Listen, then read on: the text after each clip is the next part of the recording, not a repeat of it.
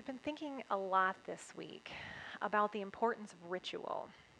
This Sunday being my very first milk and honey service feels kind of like an initiation, like I'm being let in on the secret, like I'm being invited again even deeper into this community. And that is very meaningful. Rituals are very important. They can help us to find closure to things in the past. They can help provide that focal point that helps us to kind of sift through the distraction. They can help us be present in the presence of the holy. We all have rituals, even if we don't realize them. The way you drink your coffee the same way each morning, the rituals that you have around mealtime, or maybe those family bedtime routines.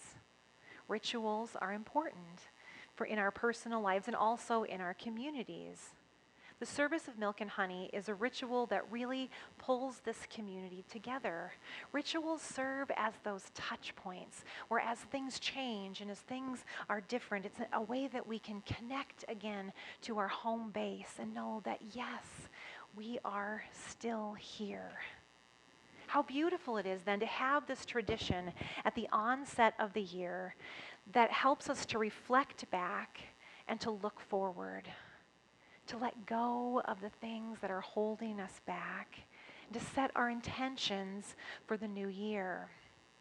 As I reflect back on 2019, it was a year with a lot of big changes for all of us, for me and for you. Discernment, big decisions to make, a lot of goodbyes and hellos, a lot of tears and laughter. I wouldn't say that it was easy, but there has been a lot of good. The service of milk and honey invites us to reflect back and then to let go, to focus and discern. But we don't want to let go of everything. And so through this reflection, we can figure out what it is that we need to maintain our connection with, maintaining connection with the things that give us life. And then letting go of whatever things that we're carrying around that's weighing us down, that we don't need to take with us as we continue into 2020. Milk and honey gives us an invitation to let go of bitterness and to invite the sweetness. The ancient Hebrews had a lot to be bitter about in their situation in Egypt before the Exodus. Their slave masters were brutal. The Pharaoh, nervous about the strength and the growing population of the Hebrews, instituted a plan for infanticide in an attempt to rid the world of all male Hebrew babies. This is something that Moses just narrowly escaped. They had a lot to cry about, and cry they did. They cried out for deliverance. And then in Exodus 3:8, we read this. God said, I have taken a good long look at the affliction of my people in Egypt. I've heard their cries for deliverance from their slave masters. I know all about their pain. And now I have come down to help them, pry them loose from the grip of Egypt, get them out of that country and bring them to a land with wide open spaces. A good land, lush, flowing with milk and honey. Milk and honey is a delicious metaphor for promise and blessing, for sustenance and abundance. God had taken a good long look at their afflictions.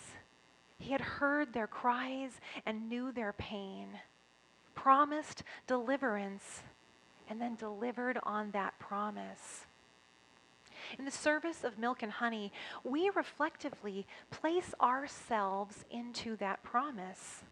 We focus our intention, asking the Spirit to help us pry loose from whatever it is that binds us and guide us into a new, wide open spaces to explore the potential of lush abundance. The Wellspring service of milk and honey falls each year during Epiphany. And in Epiphany, we remember the wise ones that followed a star, wise ones that invited a light to guide them, bringing their gifts for a king who, in a surprising turn of events on their journey, was revealed to be the Holy Child of Bethlehem. During Epiphany, as we begin a new year, we are looking for that guiding light too. So this year, as part of our milk and honey ritual, I invite you into a little Epiphany practice that's been gaining popularity lately. I was introduced to it by my covenant group. In this season where we remember the wise ones that followed a star to find the Magi to find Jesus, I invite each of us to choose a little paper star. Each star has a printed word on it, and like the gifts that the Magi brought to the Christ child, our unique word is a gift for each of us this year. So as you come forward to receive your milk and honey, before you do, choose a star, or maybe let your star choose you. The stars are upside down, so you can't see what the words are. You just have to discern which one is calling out to you, so that you can receive your word gift. There are multiple vantage points, of course, that you can receive these words. And part of this practice is to trust the star word that chooses you.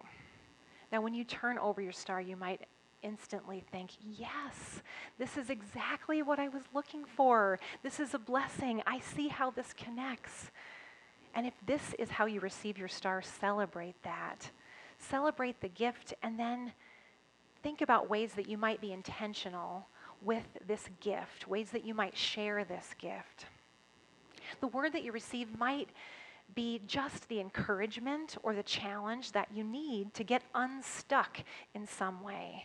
And so if that's how you receive your word, experience that as a gift and let the word guide you in the coming year. But your connection to the word might also feel kind of murky. You might look at the word and think, oh, I don't know what to do with this. But we're going to walk with this word through the whole year. So if you experience your word that way, know that you might not know how this word will reveal itself to you. It may take you 6 months to understand. You might be tempted to toss your word back and think, ooh. And so if you feel that resistance, think about that too. Where's that resistance coming from? And maybe ponder what that might be stirring up inside of you, and that might help you in your inner work. But however you receive your word today, I encourage you to approach it with curiosity. Sit with it. Reflect on it. Journal. Talk with a friend about it in the weeks to come. Just like the Magi, guided by a star, consider how your star word might guide you through 2020. Perhaps opening your eyes to the divine presence around you. God said, I've taken a good long look at the affliction of my people. I heard their cries for deliverance. I know all about their pain. And now I have come down to help them pry them loose from the grip of what binds them and bring them to a good land with wide open spaces, a land flowing with milk and honey. And so now as we move to this table of abundance and blessing, flowing with milk and honey, we remember the ancient Hebrews who first heard this promise of a land of milk and honey, and they were longing for deliverance. As we enter into a time of quiet reflection today, you might ponder what it is that you might be longing for deliverance from. What is it that you would like to be pried loose from? Milk and honey is a beautiful, delicious metaphor. Milk feels to me motherly and nurturing. And so you might consider, what is your milk? What is it that nurtures you? then how might you invite more of what is healing and caring and nurturing into your life this year? Honey, on the other hand, feels decadent to me. Something sweet, a taste that sticks to whatever it is that it touches, leaving its sweet taste with anything it mixes. So you might ponder, what is your honey? Where is it that you find life's sweetness? What kind of sweetness do you want to lean into for 2020? You are all invited, welcomed, included, and loved today. Whether you're like me and this is your very, very first Milk and Honey, or you have been doing this and experiencing this year after year, you're invited and you're welcome. You belong in this blessing. So as you feel led, whenever you feel like you're led to come forward, receive your star and your milk and honey. And then I'll be standing off to the side, and if you'd like to share with me your word, we can bless the year to come.